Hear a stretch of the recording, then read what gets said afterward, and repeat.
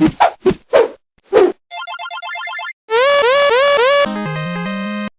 yohoy! Magandang hapon mga insan!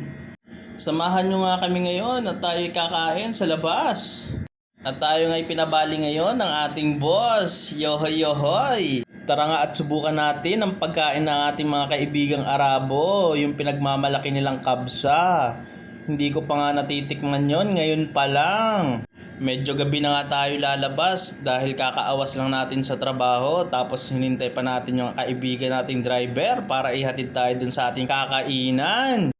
Masarap palang lumabas ng ganitong oras dito sa Saudi mga insan, hindi ganun kainit, medyo malamig na. Maganda na nga yung ganitong oras tayo lumabas mga insan, kasi pag tanghali tayo lumabas sigurado matutusta tayo. Tingnan nyo nga mga bahay dito mga insan, halos lahat sementado. Dito nga mga insan, pinapasabihan ko na yung driver na bilis-bilisan kasi medyo nagkakagulo na ang bulati sa tiyan ko.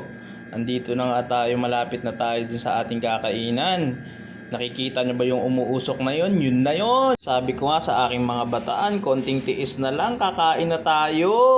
Hindi ko nga alam kung paano o-order dito. Buti na lang kasama natin ang ating kaibigang driver at si Bayaw. Sila na ang bahala sa atin mga insan. Dito nga pagpasok natin, ang haba pala ng pila. Tingnan mo yun doon sila nag-iihaw mga insan. Abay, tingnan mo naman, sobrang dami nang nakapila. Mga insan, iba-ibang lahi din pala ang kumakain dito. Meron ako nakitang Pilipino, Bangladesh, Pakistan. Dito nga si Bayo ay naghahanap ng upuan pero hindi niya alam, nakaupo na ako. Dito nga yung ibang lahi, yung mga naka-Indian seat pa sa gilid. Doon na din pala sila kumakain. Yun na nga, biglang dumating na yung order natin. Ang dami pala nito. Tingin ko hindi ko mauubos to, pero kakayanin ko to dahil nagkakagulo na ang mga alaga ko sa tiyan ko.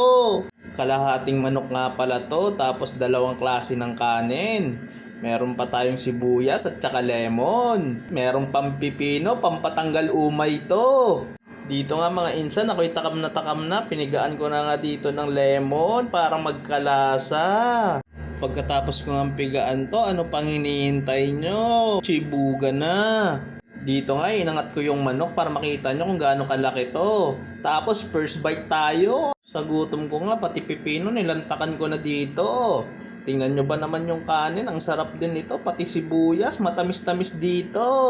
Kakaiba pala talaga ang sibuyas dito mga insan. Ako'y nagtataka bakit wala siyang anghang. Dito nga mga insan ay nilalantakan ko muna yung aking pagkain. Hindi ko muna pinapansin yung mga kasama ko. Galit-galit muna tayo.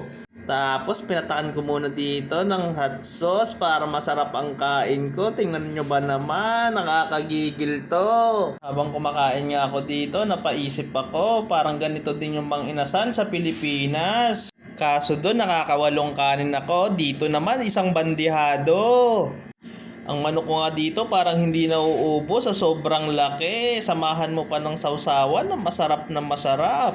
Tapos papatakan mo pa ng papatakan ng hot sauce. Ako na nga nakaubos nito, lugi kayo. Dito nga mga insan ay parang wala nang nagdadabog sa tiyan ko. Siguro lungad na din sila. Sino ba naman ang hindi mabubusog pag ganito kalaking bandehado ang ihahain sa'yo? Samahan mo pa ng malamig na Pepsi. Dito nga ay nakakaramdam na ako ng hilo. High blood yata ako. Dinadaan ko na lang sa kwento.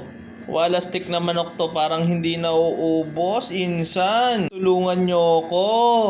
Dito nga mga insan, halos ako na lang makakaubos yata nung hot sauce. Tapos samahan mo pa ng isang lagok ng Pepsi. Ang sarap, hilab. Tapos kwento-kwento ko no, pero naduduwal na ako. Halata naman sa itsura ko. Huwag mo na kasing pilitin insan pag hindi na kaya. Baka mamaya diyan ka paabutin ng sama ng tiyan. Hindi ko na nga kinaya dito, kaya ito na lang, suko na ako. Dito nga mga insan, halos 1/4 pa ang natira sa pinggang ko. Yung kasama ko 3/4, kay Bayo naman 1/2. Pag nag-dine-in ka pala dito mga insan, hindi mo na pwedeng ipabalot. Kaya umuwi na lang tayo nalungad. Tayo nga ay maglalakad-lakad na papunta sa ating sasakyan. Okay nga to, para pagdating doon, tagtag na. Yun pala ang tinatawag nila mga insan na kabsa. Hindi ko nga akalain na ganun pala kadami yun. Ang dami pala talaga. Dito nga ay malapit na tayo sa ating sasakyan mga insan. Abot na natin yung sasakyan, makakapagpahinga na din sa kunting lakad nating ginawa mga insan. Pag araw-araw siguro akong kumain doon mga insan, mauubos lagi yung hot sauce nila. Dito nga insan, pasakay na tayo ng sasakyan. Tayo naman ay mamamalengke dahil wala na tayong stock sa rep mga insan. Ganon kasi talaga dito sa Saudi mga insan. Pagka lalabas ka, idamay mo na ang makakain mo. Dahil hindi mo alam dito mga insan kung kailan ka uli makakalabas. Mga insan natin dyan na malapit dito sa Damam, dito nga lang pala to sa Nesto. Dito kami lagi namimili ng bayaw ko kasi mura dito. Tara mga insan, pasukin natin tong Nesto. Tayo mamili na ng mga gagamitin natin para sa bahay. Pati pang ulam na din natin sa loob ng isang buwan mga insan. Dito nga pala si Bayaw ay kumuha na ng cart tapos diretso sa may mantikaan. Dito nga pala mga insan, medyo mura lang yung mantika. Merong 19 real, merong 10 real. Doon tayo sa medyo mura mga insan. Kasi kailangan natin budgetin ang bigay ni Boss Insan. Baka sa susunod di na tayo pabalihin nun. Tapos sabay punta na si Bayaw dito sa bigasan kasi paubos na din yung aming takalan. Ang bigas nga pala dito ay takal-takal na. May 5 kilo, merong 10 kilo. Doon na lang tayo sa bigas na medyo maaligasgas kasi sanay naman na tayo. Nga si Bayaw ay naghahanap pa ng medyo quality bigas. Dito nga mga insan, iba-iba ang presyo ng mga bigas. May 28, may 30, may 22, may 35. Tapos insan, ito ang importante dito, tubig, 4 real lang. Kasi dito mga insan, hindi mo pwedeng inumin yung mga tubig na parang nawasa. Masay malalason ka at mainit pa. Dito nga ay naghanap na din si Bayaw ng mga itlog at saka iba pa. Tapos pumunta na kami sa Panghimagas. Meron ditong melon at saka pakwan mga insan. Tingnan mo yung melon, sobrang laki nila. 3 real lang, mura. Dito nga mga insan, medyo marami na din kami na pamili ni Bayaw. Kaya tayo uuwi na.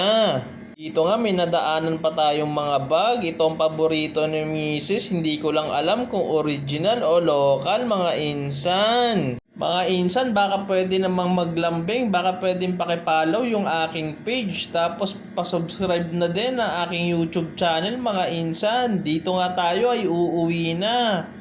Medyo gabi na nga dito at tayo pagod na galing sa pagkain. Huwag lang sana tayong abutin ng traffic sa daan mga insan.